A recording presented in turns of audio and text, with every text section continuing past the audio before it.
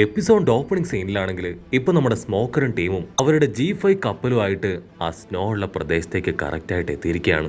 സ്മോക്കറിന്റെ അസിസ്റ്റൻസിനാണെങ്കിൽ അവിടേക്ക് വരാൻ തീരെ താല്പര്യമില്ല. ബോസ്, നമ്മൾ ഇവിടേക്ക് വന്നിട്ട് യാതൊരു പ്രയോജനവും ഇല്ല. ഇവിടെ പ്രത്യേകിച്ച് ഒരു ഐലാൻഡ് ഉള്ളതായിട്ടോ ആരെങ്കിലും താമസിക്കുന്നതായിട്ടോ പിടിച്ചടക്കിയതായിട്ടോ ഒന്നും തന്നെ തോന്നുന്നില്ല. നമുക്ക് വെറുതെ സമയം വേസ്റ്റ് ചെയ്യണോ? നമുക്കിപ്പോ തന്നെ ഇവിടുന്ന് പോകാമെന്ന് പറയും.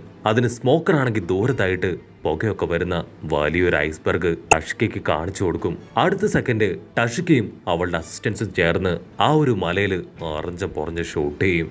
സ്മോക്കറിന്റെ അസിസ്റ്റൻസിനാണെങ്കിൽ ഒന്നും മനസ്സിലാവില്ല. ബോസ് ഇത് എന്താ ചെയ്യണേ ചിന്തിച്ച് അവർ വണ്ടറടിച്ച് നിൽക്കുമ്പോഴായിരിക്കും ആ ഒരു മല അത് മുഴുവനായിട്ടും തകർന്നു വീണ് അവർക്കിപ്പോ അതുവഴി കടന്നു പോകാനുള്ള ഒരു പാത്ത് അതങ്ങനെ തെളിഞ്ഞു വരും. അവർ ശ്രദ്ധിച്ചു നോക്കുമ്പോഴായിരിക്കും അതൊരു പാത്തല്ല, മറിച്ച് ഒരു റിവറാണ്. അസിസ്റ്റൻസ് ആണെങ്കിൽ അതുകൊണ്ട് ഷോക്കാവും. വാവ് മാസ്റ്റർ, നിങ്ങൾ ശരിക്കും ഒരു ജീനിയസ് ആണ്. ഇതിന്റെ പുറകിൽ ഇങ്ങനെയൊരു റിവറുള്ള കാര്യം നിങ്ങൾ എങ്ങനെ കണ്ടുപിടിച്ചു? നിങ്ങളുടെ ബുദ്ധി അത് റോക്കറ്റ് ആണെന്നൊക്കെ പറഞ്ഞ് അവരങ്ങനെ സ്മോക്കറിനെ പൊക്കി അടിക്കുകയാണ്. സ്മോക്കറിനാണെങ്കിൽ അവരുടെ ആ ചോദ്യവും ഭാവവും ഒന്നും ഒട്ടും ഇഷ്ടാവില്ല. കൈ ചുരുട്ടി ഒരൊറ്റ അടി. നിങ്ങളുടെ ഈ ആറ്റിറ്റ്യൂഡും ബുദ്ധിയില്ലായ്മയും ഇവിടെ വെച്ച് ചേഞ്ച് ചെയ്തോ, അതാണ് നിങ്ങൾക്ക് നല്ലത്. ആ ഒരു ലേക്ക് അതൊന്നിക്കല് ആർട്ടിഫിഷ്യലായിട്ട് ക്രിയേറ്റ് ചെയ്തത്, അല്ലെങ്കിൽ ഐസ് മല ഉപയോഗിച്ച് ആരുടെ ശ്രദ്ധയിൽപ്പെടാതെ മറച്ചു വെച്ചത്. ഇങ്ങനെ പോയിസൺ ഗ്യാസ് ഉണ്ടാവുന്ന സ്ഥലത്ത് ആരെങ്കിലും താമസിക്കുമോ? പക്ഷെ ട്രാൻസ്പോർട്ടർ സ്നെയിലൂടെ നമ്മളെ കോണ്ടാക്ട് ചെയ്ത ആള് ഒരു ഐലാൻഡിൽ നിന്ന് തന്നെയാണ് നമ്മളെ കോണ്ടാക്ട് ചെയ്തത്. ഇതെല്ലാം തന്നെ ഭയങ്കരമായിട്ട് കൺഫ്യൂസ്ഡ് ഉണ്ടാക്കുന്ന കാര്യങ്ങളാണ്. ടഷിക്കയാണെങ്കിൽ അസിസ്റ്റൻസിനോട് പറയും, നമുക്ക് എത്രയും പെട്ടെന്ന് ഇവിടെ മുഴുവൻ ചെക്ക് ചെയ്യണം. അത് പറയുന്ന സമയത്ത് പുറകിൽ നിന്ന് വലിയൊരു ഐസ് കട്ട അതങ്ങനെ അവിടേക്ക് ഒഴുകി എത്തുകയാണ്. ആ വലിയ ഐസ്ബർഗ് അത് തകർത്തിട്ടില്ലെങ്കിൽ തീർച്ചയായിട്ടും അത് അവരുടെ കപ്പലിനെ ഇടിക്കാൻ ചാൻസ് ഉണ്ട്. അവരുടനെ ഗണ്ണൊക്കെ എടുത്ത് അതിന് പുറഞ്ഞ് ഷൂട്ട് ചെയ്യും. അതേസമയം ഇവിടെ ആ താടിക്കാരൻ അവനാണെങ്കിൽ അവന്റെ ബോസിന്റെ അടുത്ത് വിളിച്ചു പറയും, ബോസ്, അവരിവിടുന്ന് രക്ഷപ്പെട്ട് കഴിഞ്ഞു, ഒരു കാരണവശാലും അവരെ വിടാൻ പാടില്ല. അപ്പൊ ക്യാമറ അങ്ങനെ സൂം ചെയ്ത് അവന്റെ ബോസിനെ കാണിക്കും. ഇവരാണ് സാക്ഷാൽ ബ്രൗൺ ബിയേർഡ്. 68 ബെറീസ് ആണ് ഇവന്റെ ബൗണ്ടി. ലൂഫിക്കാണെങ്കിൽ അവരെ ഭയങ്കരമായിട്ട് ഇഷ്ടാവും. വാവ്, അവരെ കാണാൻ അടിപൊളിയായിട്ടുണ്ട്. അവരെല്ലാവരും നമ്മുടെ ടീമിൽ ചേരുകയാണെങ്കിൽ എന്ത് രസമായിരിക്കും അല്ലേ? ഉസോപ്പിനാണെങ്കിൽ അത് തീരെ ഇഷ്ടാവില്ല. You are unbelievable. നീ ഇങ്ങനെ ഒരു മണ്ടനാണോ? വഴിയിൽ കാണുന്ന എല്ലാവരെയും നീ നിന്റെ ടീമിലേക്ക് വിളിച്ച് കയറ്റുകയാണോ? അങ്ങനെ ചെയ്താൽ നിന്റെ ടീമിന് യാതൊരു വിലയും ഉണ്ടാവില്ല. ഉടനെ ഉസോപ്പ് ആണെങ്കിൽ അവരെ കൈവീശി കാണിക്കും, ഹലോ, നിങ്ങൾ പേടിക്കേണ്ട ആവശ്യമൊന്നുമല്ല, ഞങ്ങൾ ശത്രുക്കളല്ല, നിങ്ങളെ സഹായിക്കാനാണ് ഞങ്ങൾ വന്നത്. സോ നമുക്ക് ആദ്യം സമാധാനമായിട്ട് സംസാരിക്കാം. പക്ഷെ അവരാണെങ്കിൽ അതിനൊന്നും തയ്യാറാവാതെ വീണ്ടും അറ്റാക്ക് ചെയ്യാൻ വെറി പിടിച്ചു നിൽക്കും. ഉസോപ്പാണെങ്കിൽ വീണ്ടും, നിങ്ങൾ എന്തിനാ ഞങ്ങളുമായിട്ട് ആവശ്യമില്ലാതെ ഫൈറ്റിന് വരുന്നേ? ഈ സോറോയെ കണ്ടിട്ടാണോ? അവൻ പാവമാണ്. അവന്റെ കയ്യിലിരിക്കുന്നത് കറിക്കരിയുന്ന 3 കത്തിയാണ്. ഇവന്റെ അച്ഛനും അപ്പൂപ്പനും അപ്പൂപ്പന്റെ അപ്പനും ഒക്കെ തന്നെ വർഷങ്ങളായിട്ട് വലിയ മാസ്റ്റർ ഷെഫാണ്. അതുകൊണ്ടാണ് അവൻ ആ കത്തിയൊക്കെ തൂക്കിപ്പിടിച്ച് നടക്കുന്നത്. സോറോയ്ക്കാണെങ്കിൽ അത് തീരെ ഇഷ്ടാവില്ല. സോറോ ഫുൾ കലിപ്പില് ഉസോപ്പിനെ കടിച്ചു കീറാൻ വരും. അതേ ഗ്യാപ്പിൽ ബ്രൗൺ ബിയർഡ് ആണെങ്കിൽ നമ്മുടെ ആൾക്കാരെ അറ്റാക്ക് ചെയ്യാൻ പറയും. കട്ട് ചെയ്താ ഇവിടെ ചോപ്പറും നാമിയും അവർ രണ്ടുപേരും ആ കുഞ്ഞുങ്ങളെ മുഴുവൻ രക്ഷിച്ച് ഓടി വരികയാണ്. അപ്പോഴാണെങ്കിൽ അവരുടെ മുൻപിലേക്ക് ആ വില്ലന്മാരുടെ ഒരു സംഘം ചാടി വീഴും. ചോപ്പർ അവന്റെ ജയന്റ് സൈസിൽ ചാടി വന്ന് അവരെ ഓരോരുത്തരെയും പിടിച്ചു വലിച്ച് തല്ലി തല്ലി കൊല്ലുകയാണ്. കുഞ്ഞുങ്ങൾക്കാണെങ്കിൽ അത് കണ്ട് ഭയങ്കര സന്തോഷം. അതേസമയം നാമി ആണെങ്കിൽ കൺഫ്യൂസ്ഡ് ആയിട്ട് നിൽക്കും. ഈ കുഞ്ഞുങ്ങളെയും കൊണ്ട് എങ്ങോട്ടേക്ക് പോകും, എങ്ങനെ അവർ രക്ഷിക്കും എന്നൊക്കെ ചിന്തിച്ച് അവള് ആകെ കൺഫ്യൂസ്ഡ് ആയിട്ട് നിൽക്കുമ്പോൾ കുഞ്ഞുങ്ങൾക്കും ഒരുപാട് വിഷമാവും. അവള് പറയും, നിങ്ങൾ വിഷമിക്കേണ്ട ആവശ്യമൊന്നുമില്ല, ഇതുപോലുള്ള ഒരുപാട് സിറ്റുവേഷൻസ് ഞങ്ങൾ ഹാൻഡിൽ ചെയ്തിട്ടുണ്ട്, നിങ്ങളെ ഉറപ്പായിട്ടും ഞങ്ങൾ സേഫ് ആയിട്ട് കൊണ്ടുപോകുമെന്ന് പറഞ്ഞ് അവൾ അവരെ ആശ്വസിപ്പിക്കും. അവിടുന്ന് അങ്ങനെ സീൻ ബ്ലാക്ക് ഔട്ട് ചെയ്ത ഇവിടെ സാഞ്ചിയും ഫ്രാങ്കിയും അവരാണെങ്കിൽ ആ വില്ലന്മാരുടെ മാസ്ക് മുഴുവൻ അടിച്ചു താഴെയിട്ട് അവരുമായിട്ട് പൊരിഞ്ഞ ഫൈറ്റ്.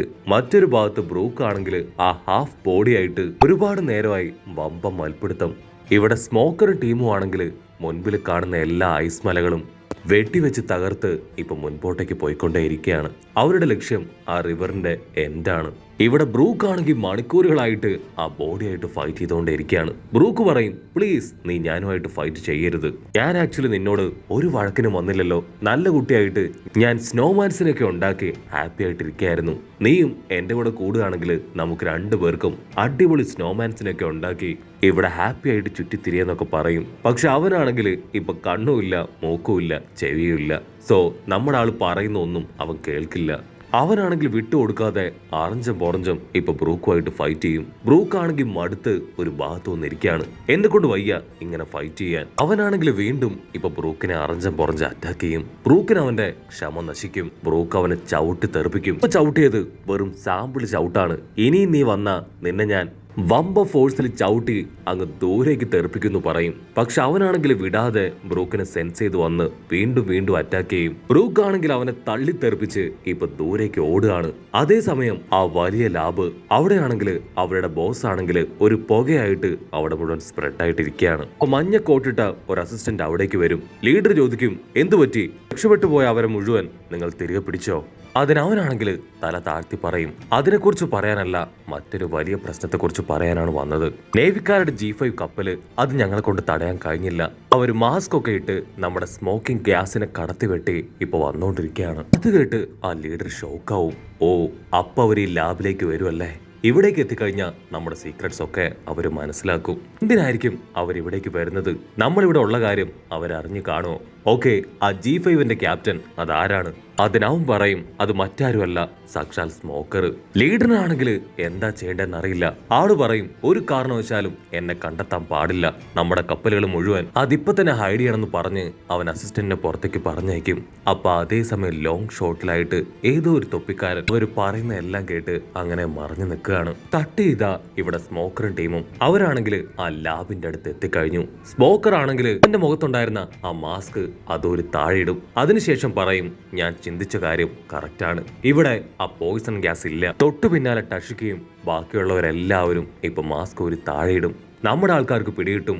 അവരെ വേണമെന്ന് വെച്ച് ആരൊക്കെയോ പോയിസൺ ഗ്യാസ് ഉപയോഗിച്ച് ഡൈവേർട്ട് ചെയ്യാൻ ശ്രമിച്ചതാണ്. ഇത് ആക്ച്വലി വേഗ് ഓഫ് പങ്ങിന്റെ ലാബാണ്. ഇവിടെ എന്തൊക്കെയോ സസ്പീഷ്യസ് ആയിട്ട് നടക്കുന്നുണ്ട്. അതെന്താണെന്ന് കണ്ടുപിടിക്കണം എന്ന് പറഞ്ഞ് സ്മോക്കർ ഇപ്പോ അവന്റെ ടീമുമായി അകത്തേക്ക് പോകും. വർഷങ്ങൾക്ക് മുൻപ് തന്നെ വേഗ് ഓഫ് പങ്ക് ഈ ഒരു ലാബ് ഉപേക്ഷിച്ചതാണ്. സ്മോക്കർ ആണെങ്കിൽ ഡയറക്റ്റ് വന്ന് ലാബിന്റെ കോളിംഗ് ബെൽ അമർത്തും. അതാണെങ്കിൽ കറക്റ്റ് ആയിട്ട് വർക്കാവും.